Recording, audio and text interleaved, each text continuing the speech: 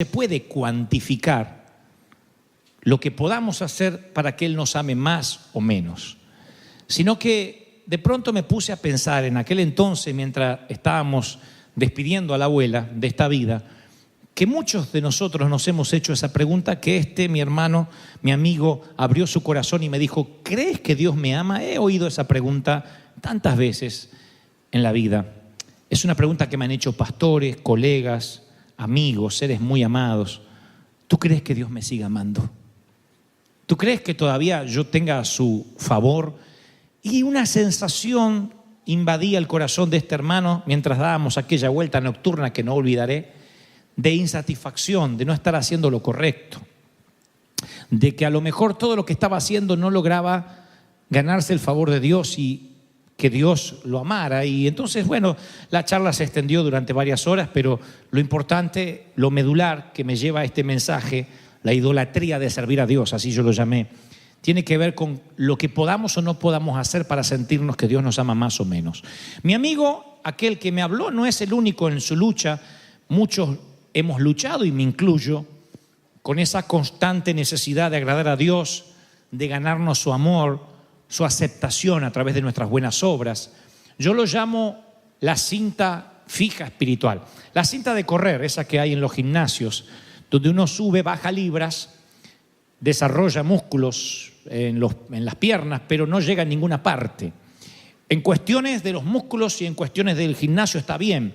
En cuestiones de dirigirse a alguna parte, cuando uno siente que no avanza, solo es la cinta la que se mueva, nos causa cansancio, nos extenuamos, trabajamos más y más con ahínco y nunca sentimos que estamos progresando. Y hay muchos en esta mañana o tarde que yo siento en el corazón, no lo siento ahora, sino que lo sentía cuando el Señor me decía lo que te dijera para hoy, me daba este mensaje para ti. Él me mostraba a muchas personas atascadas en esa cinta fija espiritual, en esa cinta de cansarse, de extenuarse y al final del día preguntarse si todavía Dios te ama. Y por eso, para saber si estás atascado en esa cinta espiritual, y antes de avanzar con lo que Dios me dijo que te dijera, quiero hacerte algunas preguntas que no tienes que responderlas, pero sí en el corazón. ¿Sospechas en algún momento de tu vida, en algún rincón de tu mente, que mientras más obedezcas a Dios, más te va a amar? ¿Has pensado alguna vez, si yo obedezco al Señor en lo que me manda y estoy en su voluntad, sé que me va a amar más? Si solo lo sospechas, estás atascado en la cinta espiritual. Porque Dios no te ama más si eres más o menos obediente. Déjeme avanzar. A pesar de que conoces la verdad y sabes cómo funciona la gracia, hay algo en ti, en un rincón del corazón, en que crees que si eres una buena persona, con una buena moral, tienes más posibilidades de llegar al cielo. Si dices, esta semana yo no hice nada malo, así que seguro que me voy al cielo si Cristo viene o me muero. Si tan solo lo sospechaste, bienvenido a la cinta espiritual que no te lleva a ninguna parte. Porque esa cinta espiritual es movida por la suposición, el que mueve, el motor que moviliza esa cinta, la suposición que si yo hago un poco más para Dios o si le obedezco más, Él más me va a amar y más me va a aceptar. Y eso nos lleva a pensar que la libertad en el Señor siempre va a existir en el próximo nivel de logro espiritual, en la próxima vez. Todavía no estoy bien, todavía Dios no me ama lo suficiente y por eso hay tantos cristianos que se viven arrepintiendo todos los domingos. Entonces, cuando uno mide su posición con Dios, su relación con Dios, en términos de amor, por el logro espiritual, siempre va a haber uno que ore más, que ayune más, que busque más. Y eso te va a llevar a la frustración de preguntarte, ¿crees que Dios me ama? Siempre que vemos nuestra fe basada en la religión y no en un Dios viviente, esa religión o esas obras de bien terminan siendo un ídolo que compite contra Dios. Presten atención a lo que estoy diciendo, es un error sutil pero fatal. El asunto es que el Evangelio tiende a detectar nuestras inseguridades con las que luchamos y entonces nos seduce, el falso Evangelio nos seduce. Por ejemplo, el ídolo de la idolatría de la religión dice, si tan solo ofrendas más, participas más, sirves más, oras más, lees más, memorizas más, predicas más, evangelizas más, cantas más, solo entonces estarás seguro. Y entonces es como una carrera donde continuamente queremos hacer más porque creemos que de esa forma Dios nos va a amar más. Les conté hace una semana o un par de semanas atrás que Dios le señaló esa falacia a su amiga Marta y le dijo: Marta, estás afanada, tienes que hacer lo que hace tu hermana María. María estaba tratando de encontrar su identidad estando con el Señor, mientras que Marta trataba de encontrar su identidad haciendo para el Señor. Y a veces cometemos ese error. Yo he cometido ese error, por lo menos he tenido esa tendencia gran parte de mi vida. Siempre me dejo engañar, bueno, no siempre, pero muchas veces me he dejado engañar por la mentira que Dios está más complacido conmigo cuando estoy haciendo algo para Él que cuando estoy con Él. Y entonces cuando hacemos eso, corremos el serio peligro de convertir el servir a Dios en un ídolo. Esa es la idolatría. El libro de los Hechos, hay una rica perspectiva sobre la lucha que tenía la iglesia primitiva con eso de convertirse a la religión o hacer que la religión sea un ídolo. Pasó en la iglesia primitiva, en el libro de los Hechos, porque a veces con frecuencia olvidamos que los primeros cristianos de la iglesia primitiva eran personas religiosas antes de comenzar a seguir a Jesús. Ya eran religiosos. Los judíos que siguieron a Jesús, que tuvieron un encuentro con Él, no eran ateos en el sentido técnico y básico de la palabra. Eran religiosos y habían pasado la mayor parte de sus vidas practicando las costumbres de la fe judía. Y cuando se convirtieron al cristianismo, prometieron seguir la senda de Cristo, muchos de ellos elevaron sus leyes a un nivel casi malsano. Un día viene Cristo y les habla de gracia. Y le dice: no hay nada que ustedes pueden hacer para que Dios los ame. De tal manera mi Padre los amó que me mandó a mí, para que el que crea en mí tenga vida eterna. Dinos cuál es el mandamiento más importante. Amarás a Dios con toda tu mente, con todo tu corazón, con toda tu fuerza, con toda tu alma. A eso se reduce toda la ley y los profetas. No puede reducirse eso a una ley. ¿Qué de la circuncisión? ¿Qué de los días de purificación femenina? ¿Qué de los días que uno debe esperar para la Pascua? ¿Qué de uno Nada. Tienen que amarme a mí. Y el que me ama a mí, ama al Padre. El que me vio a mí, vio al Padre. Y eso los complicó de manera tal que en todo el Nuevo Testamento ustedes van a ver como una tensión entre la gracia y la ley. Présteme atención porque esto te va a bendecir tu vida cotidiana. Dice la palabra que algunos que venían de Judea enseñaban: si os circuncidáis conforme al rito de Moisés, seréis salvos. Esto lo predicaban después de haber conocido a Jesús. El que no se circuncida conforme al rito de Moisés no será salvo. Lo que estaba ocurriendo en la historia de Hechos 15 era que la religión estaba añadiendo algo que Dios no había dicho. O es como que aquellos judíos cristianos estaban tomando la salvación, que viene solo por medio de la fe y la cruz, y le estaban añadiendo algunos reglamentos como la circuncisión. Crearon una ecuación que se ve como algo así: Jesús más circuncisión, salvación. Ese era el evangelio de los tipos. Miren, imaginen que diga: domingo que viene en River Church, circuncisión para todo el mundo. Y pongamos una alberca afuera, pero vacía. No explico más. ¿Trajeron tijeras, hermano? ¿Cuántos trajeron sus tijeras?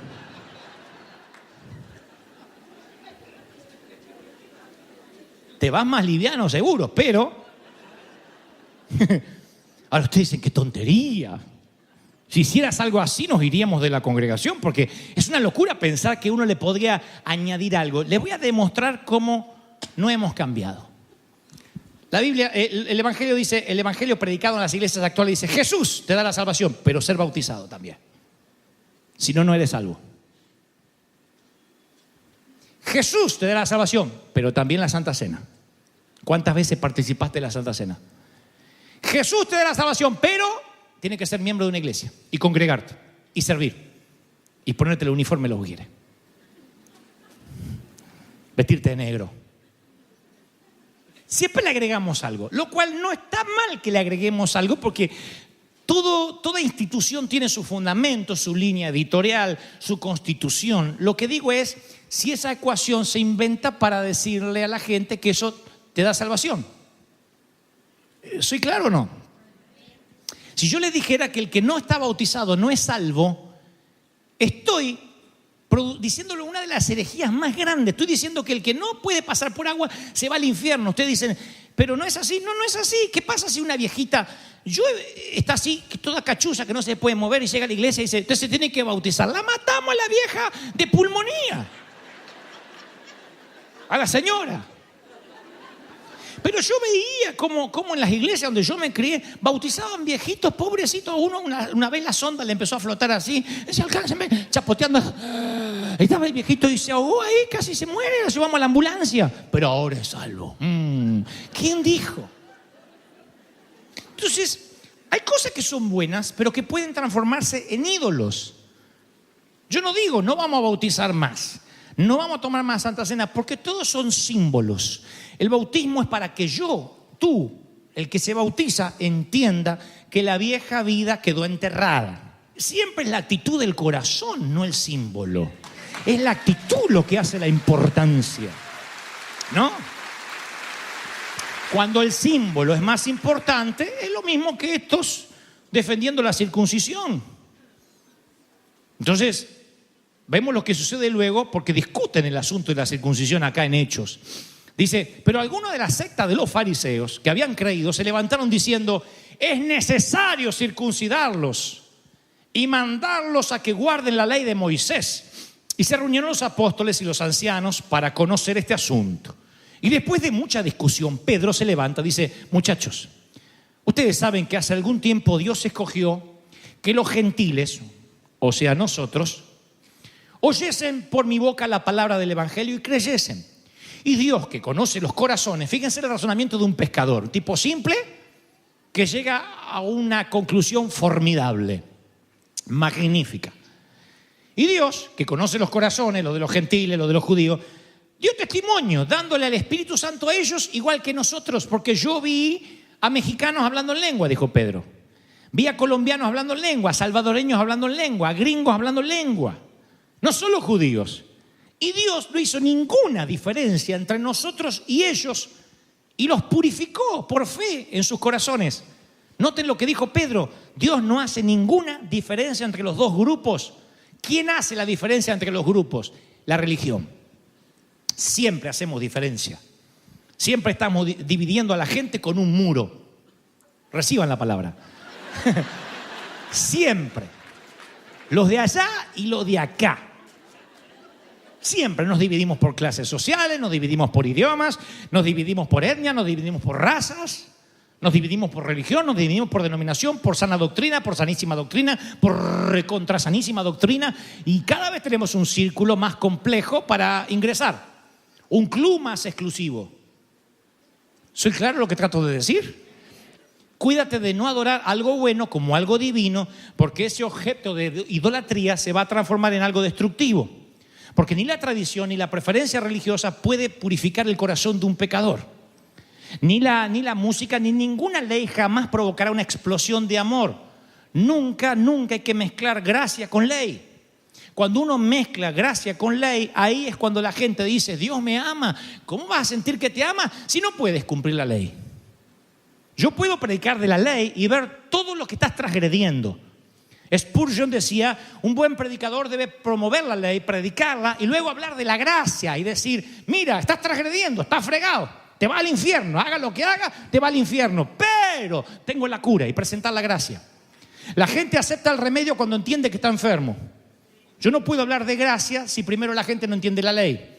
¿Soy correcto en eso? ¿Me explico en eso? ¿Cómo voy a convencerte de que necesitas quimioterapia si primero no te convenzo que tienes cáncer? Por eso hay jóvenes que se van de la iglesia, nunca valoraron la gracia porque nunca supieron que estaban transgrediendo. Cuando yo entiendo que pequé, cuando yo entiendo que me es imposible agradar a Dios, entonces ahí me aferro a la gracia y no me muevo más. Pero mezclar las dos cosas, decir, bueno, está bien, gracia está bien, pero también un poco de ley, es agregarte una circuncisión a una salvación que no lo está pidiendo. Y en esta iglesia no mezclamos ley con gracia. En esta iglesia por ley te decimos, estás en pecado. y te tendrías que ir al infierno. Pero la gracia me dice que te vas al cielo porque Él murió en la cruz para darte vida eterna, vida en abundancia. Alguien tiene que decirme amén. ¿Cuánta gente nos ha dicho, yo tendría que servir más? He conocido tantos líderes que ya no escuchan a otros, ya no escuchan mensajes, creen que ya no tienen que adorar. Tantos líderes que siempre tienen que estar ocupados porque sienten que así están agradando al Señor y Dios les quiere hablar y hace años que no les puede hablar. Cuando yo me acerco al Señor por la gracia, tengo la seguridad que Él me ama. Yo también me hago esas preguntas, porque somos cabezones. Yo también a veces me pregunto, ¿el Señor me amará? Y entonces una vez le dije, Señor, quiero que me digas, yo no te lo voy a preguntar más, pero yo quiero que me digas que no me vas a dejar nunca a pesar de mí, a pesar de mis errores. Háblame por la palabra. Y entonces el Señor me habla. Y estas palabras que ustedes oyeron capaz decenas de veces, miren cómo sonaron para mí. Y tal vez cómo suenan para ti esta tarde. ¿Acaso hay algo que pueda separarnos del amor de Cristo? ¿Será que Él ya no nos ama si tenemos aflicciones, si somos perseguidos, estamos en miseria, en peligro o bajo amenaza de muerte? Claro que no. Nuestra victoria es absoluta, total en Cristo, quien nos amó. Y nada te podrá separar del amor de Dios. Ni la muerte, ni la vida, ni ángeles, ni demonios, ni nuestros temores de hoy, ni nuestras preocupaciones de mañana, ni los poderes del infierno podrán separarnos del amor de Dios. Ningún poder en las alturas, ni en las profundidades. De hecho, para no dejar nada afuera, nada en toda la creación podrá separarnos del amor de Dios que es en Cristo Jesús. ¡Yes! ¡Aleluya! No cambia tu perspectiva esa. Te amo incondicionalmente. ¿Cómo cambia esa tu postura? Te rejuvenece, tus ojos brillan, te llenas de seguridad. Y la seguridad te hace amar, no maltratar. La seguridad te hace servir. Lavas los pies. No hagas eso. ¿Cómo no? Si yo sé de dónde vengo y sé a dónde voy, ¿cómo no voy a lavar pies? ¿Qué seguridad hay que tener para servir, Cuando estás inseguro, decís, no, yo no voy a andar lavando pies. Además, a estos sinvergüenzas, y entre los pies están los de Judas. Pata sucia del traidor no se le anda lavando. Que se muera con las patas sucias. Uno de esos par de pies estarían en el patio de Caifás, en horas, traicionando al maestro. Todos esos pares de pies de esos 12 discípulos estarían corriendo, ninguno estaría al pie de la cruz. Huirían como ratas. Y el Señor, que todo lo sabe, se los lava. ¿Qué seguridad, hay que tener para eso? Hay que estar sano emocionalmente, Hay que estar muy sano emocionalmente para dejar que en tu plato moje el pan aquel que te va a traicionar. Y yo sí sé, no se acerca no al plato, a la mesa, al comedor no se acerca. Fulano te va a traicionar, que no venga más, no lo quiero más. Yo sería así. Ustedes no, pues son Heidi ungidas.